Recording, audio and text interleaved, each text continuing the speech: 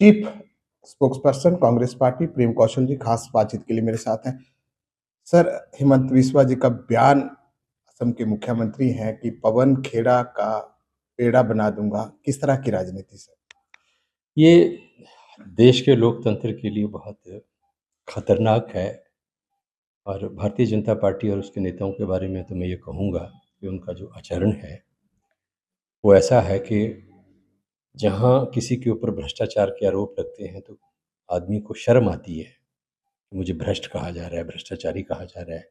लेकिन भारतीय जनता पार्टी ने देश के अंदर एक ऐसी संस्कृति को विकसित किया है, जिसमें भारतीय जनता पार्टी के नेता ठोक बजाकर और बेशर्मी के साथ भ्रष्टाचार भी कर रहे हैं और भ्रष्टाचार के उनके अगर कोई उजागर करता है, उनको एक्सपोज़ करता है, जो पवन खेड़ा ने जो काम किया, तो उसको सत्ता की जो ताकत है, उसका इस्तेमाल करके जेल में ठोक दूँगा, पेड़ा बना दूँगा, छोड़ेंगे नहीं। मतलब एक एक अजीब तरह का माहौल इस देश के अंदर भारतीय जनता पार्टी पैदा करने की कोशिश कर रही है और भाजपा मैं समझता हूँ कि भाजपा की राजनीति और भाजपा इस देश का जो लोकतंत्र है उसके लिए बहुत बड़ा खतरा बन चुके हैं।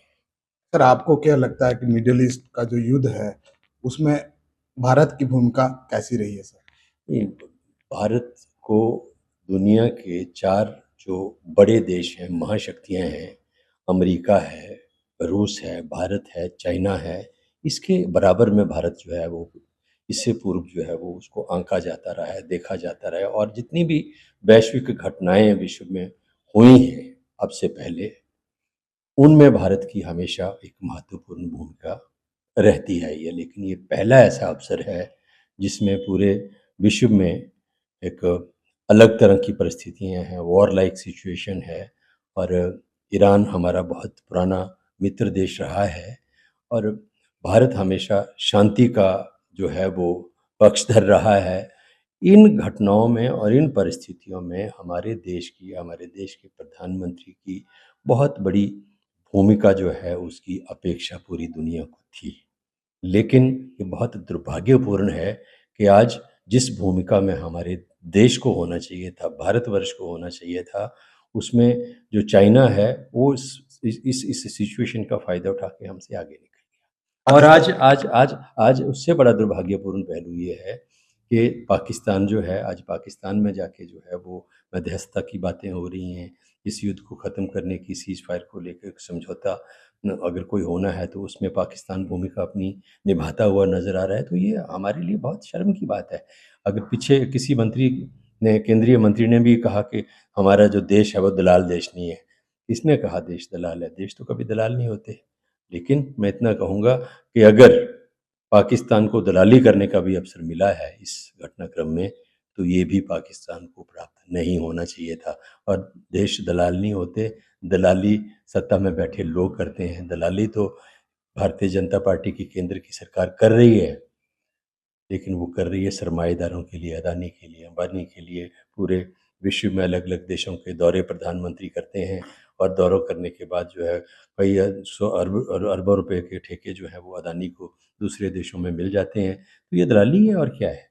लेकिन जहाँ देश की प्रतिष्ठा की बात है, जहाँ देश को एक एक नए मुकाम पे ले जाने की बात है, जिस घटनाक्रम में देश की एक बहुत महत्वपूर्ण भूमिका हो सकती थी, वहाँ आपने मौन धारण कर लिया, आप गूंगे हो गए। ये एक बहुत आश्चर्यजनक स्थिति है और इसके पीछे के जो कारण हैं आने वाले समय में हो सकता है उनका समय के साथ खुलासा हो कि किस वजह से देश के प्रधानमंत्री जो हैं वो इस पूरे घटनाक्रम में खामोश रहे हैं, चुप रहे हैं, उनकी क्या मजबूरी रही। हिमाचल की बात करूं तो जयराम ठाकुर जी का कहना है कि 3 सालों में 30 वर्ष पीछे चला गया प्रदेश। मैंने जैसा कि अभी कहा, भाजपा में झगड़ा है, बहुत आंतरिक लड़ाई है और एक दूसरे से आगे निकलने के लिए भारतीय जनता पार्टी के नेताओं में बयानबाजी का एक कंपटीशन चल रहा है।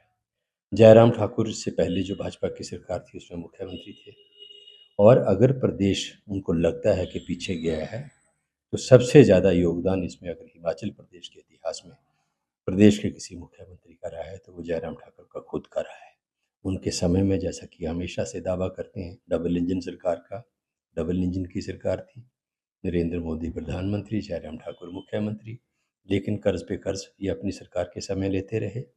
अगर आज कर्ज़ लेना गलत है, तो जयराम ठाकुर बताएं कि जब डबल इंजन की सरकार थी भारतीय जनता पार्टी की प्रदेश में भी और केंद्र में भी, तो जयराम ठाकुर केंद्र से कर्ज को वेव क्यों नहीं करा पाए और स्वयं क्यों कर्ज लेते रहे। अगर इस प्रदेश का बेड़ा गर्क किसी ने किया है, जैसा कि वो कहते हैं, तो उसमें सबसे बड़ा योगदान जयराम ठाकुर का खुद का है। उनको पता था कि उनकी सरकार जाने वाली है, वो दोबारा सत्ता में आने वाले नहीं हैं और आखिरी जो साल था उनके सत्ता में, उस आखिरी साल में जयराम ठाकुर ने ऐसे निर्णय लिया कि हिमाचल प्रदेश की जो अर्थव्यवस्था थी उसको तहस-नहस करने वाले निर्णय थे और को पता था कि मैं तो आने वाला नहीं हूँ, जो आने वाला कोई आएगा वो भुगतेगा।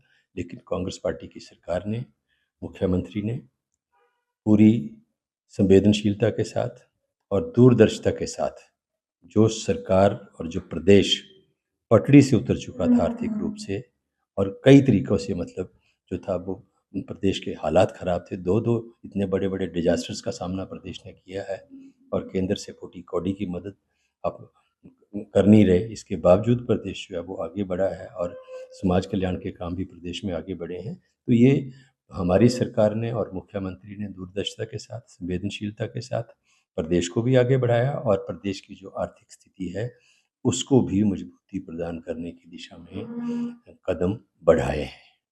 सर, आखिरी प्रश्न, अनुराग ठाकुर ऐसा क्यों कह रहे हैं कि इस बार के चुनावों में कांग्रेस पार्टी 5 सीटें भी नहीं जीत पाएगी? नहीं, मैंने कहा ना भाजपा में झगड़ा है। सबसे ज़्यादा निशाने पर तो धूमल परिवार भारतीय जनता पार्टी के नेताओं के है, चाहे वो नड्डा हैं, चाहे जयराम ठाकुर हैं, जितने भी नेता हिमाचल प्रदेश के हैं, तो सबके सबसे ज़्यादा तो इसी परिवार की घेराबंदी वो कर रहे हैं। तो अनुराग ठाकुर अपने आप को बनाए रखने के लिए, अपने सर्वाइवल के लिए इस तरह की बयानबाजी करते रहते हैं। मेरी हमदर्दी है उनके साथ। धन्यवाद सर।